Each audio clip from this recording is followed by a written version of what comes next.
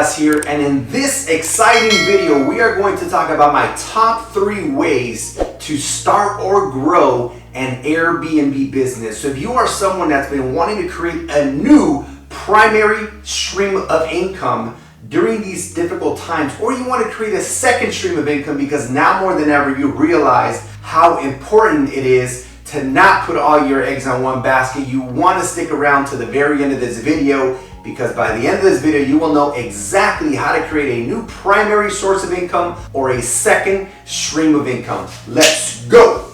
Alright guys, so the very first way, and by the way, I am going to guide you in the way that I started my multiple 6-figure Airbnb business. And this is the way I got started, and this is exactly the way I'm going to break it down. So number 1 is that yes, you can buy property and put it on Airbnb as a cash flow strategy, because almost in every location you are able to generate anywhere from 15% to 100% more with short-term rentals when done correctly, rather than having long-term tenants. And if you automate the entire business, you can run this business 100% from your phone. So let's go over a couple things that are required when buying property that you are buying for Airbnb. Now, before I go into that, you always want to have exit strategies, multiple exit strategies, so that if something doesn't work, you always have a backup plan. So with that being said, I would not recommend to buy a property for Airbnb if it only worked,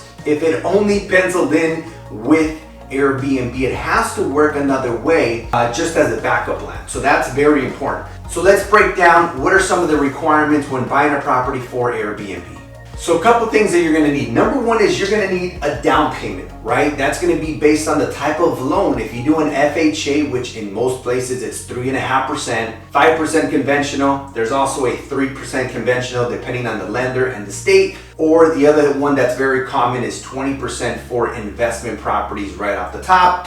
Unless of course you buy a duplex where you live in one, Airbnb the other, you would be able to do an FHA 3.5 or 5% conventional. So other than a down payment, you're going to need closing costs. Other than closing costs, you're going to need furniture and appliances. So let's go over a couple different scenarios.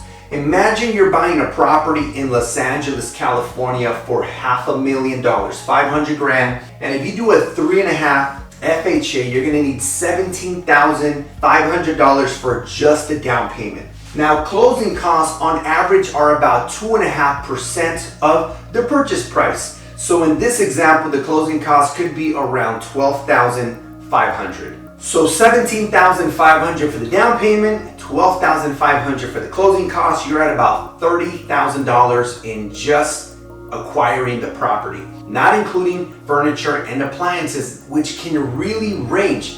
Now, I've had clients who have purchased properties for Airbnb and the furniture and appliances were included. They included it in the purchase price, and so they didn't have to buy a washer, dryer, furniture, appliances, refrigerator, soaps, all that stuff. It came with the property. But I would say most of the time that's not the case. Maybe in about 20% of the cases, you can have some of these things included. Now, if you're going to buy a property, my suggestion is that you buy a 2-unit, 3-unit, or 4-unit property so that you can have better leverage. So if you are buying a duplex, which is 2 houses on one lot in Los Angeles, California, it's not going to be $1 million. So it's not like a single family home is $500,000, and then a 2-unit is $1 million, a 3-unit is 1.5, and then a 4-unit is $2 million. It doesn't work that way. You can probably get a 4-unit property for $1.2 million, but you got 4 tenants and you're buying it for the price of what you would buy 2 single family residences. This is where you start to be able to grow and scale really fast, because you can have multiple tenants with 1 mortgage payment. To wrap this section up, again, if you want to buy property for Airbnb, I suggest that you buy a duplex, a triplex, or a fourplex. You live on 1 unit for 1 year and you Airbnb the other units. After a year, you can Airbnb all of them if you like, or do a combination of short-term, long-term if you wanted to diversify. And the reason I suggest for you to live on one is it would allow you to buy with a 3.5 or 5% down payment. Rather than putting a large down payment, you could save the rest, acquire another property in 6 or 12 months. The next strategy, number 2, is where you smash the like button for the YouTube algorithm. Honestly, it makes a big difference if you guys smash the like button because it lets YouTube know that this is a great video. So thanks in advance for smashing the like button. The next strategy is subleasing. This is what we call Airbnb arbitrage. Imagine you walk into the bank and you deposit $10,000 and they pay you 1% interest for having your money there. As soon as you walk out, I borrow your 10 grand to launch a business and they charge me 10% on your money. The bank just made 9% and they didn't have to risk any of their money. They're lending other people's money. We call this OPM, other people's money. So with subleasing, it's like OPP, other people's properties. So imagine you rent a property for $2,000 a month and then you generate $4,000 a month on Airbnb. That $2,000 is your profit. So again, if the fair market rent was 2 grand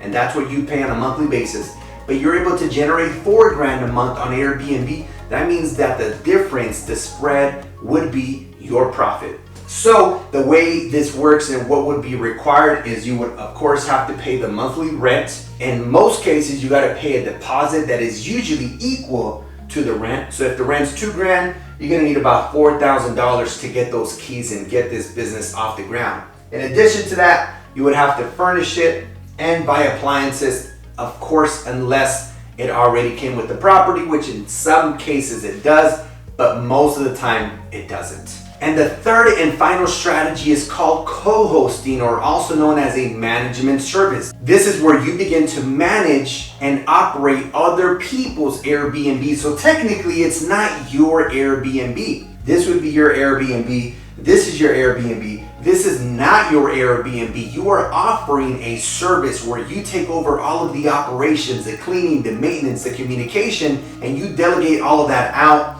And now you are offering a co-hosting service, which I really like, and let me tell you why. When you are a co-host, how much money do you need to start this business?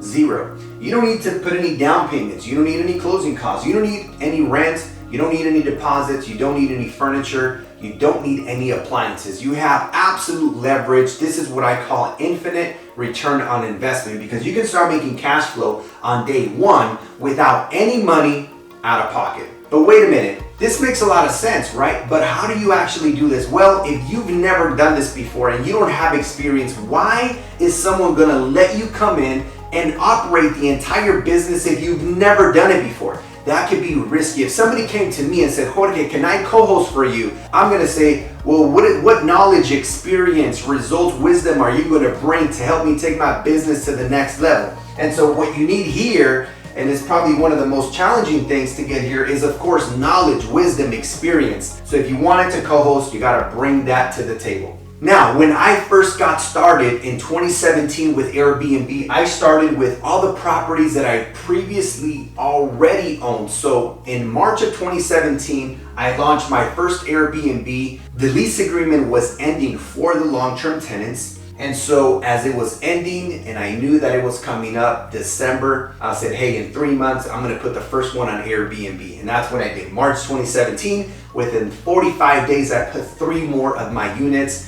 And within 45 days, by the end of April, I had 4 properties on Airbnb and I doubled my cash flow. Even after paying all expenses, I was making double what I was making for my long-term tenants in cash flow before. So then what I did is I took all of my experience now operating Airbnbs and we started to launch some subleases, right? We started going into the leverage model where we wouldn't have to put down payments, closing costs, and now it was just rent, deposit, furniture, and appliances, and we launched a handful of these. And then of course we took that experience and we started the co-hosting side with absolute leverage, already having a team and management in place, and this is how we were able to scale to a multiple 6-figure business. But again, we started with properties that we already own, and then we went into the subleasing, then the co-hosting. For you guys, there's probably 2 types of people out there. You either have the money to go straight into the buying, which is great. I think if that's the case, awesome. It's like I said at the beginning of the video, get a 2, 3, 4 unit property, live in one, rent out all the other ones. Or some of you that say, Jorge, I'm not yet in a position to buy properties, what can I do? And that's where I would suggest for you guys to start here. Probably the easiest way. You just need to reach out to someone and learn from someone that already has a system and a multiple six-figure business to share with you the credibility, the experience, the wisdom they've already done, so that you don't have to go out there and reinvent the wheel. And so if you're here until the end of this video, it's probably because you're interested and really committed to building an Airbnb empire without owning real estate. And one of the things I do in my coaching program, The Real System, is I teach people how to start their first Airbnb in 30 days or less without buying properties and without paying for furniture. So if that's you and you're like, hey man, this is great, click on the link below. I have a free training that you can check out. With that being said, thank you so much for watching this video. Make sure you guys hit the subscribe button, turn on the notifications, and make sure you guys follow me on Instagram, where we post every single day. Thanks so much for watching. And again, if you guys have any questions or comments, add them down below. Thanks so much. See you next time.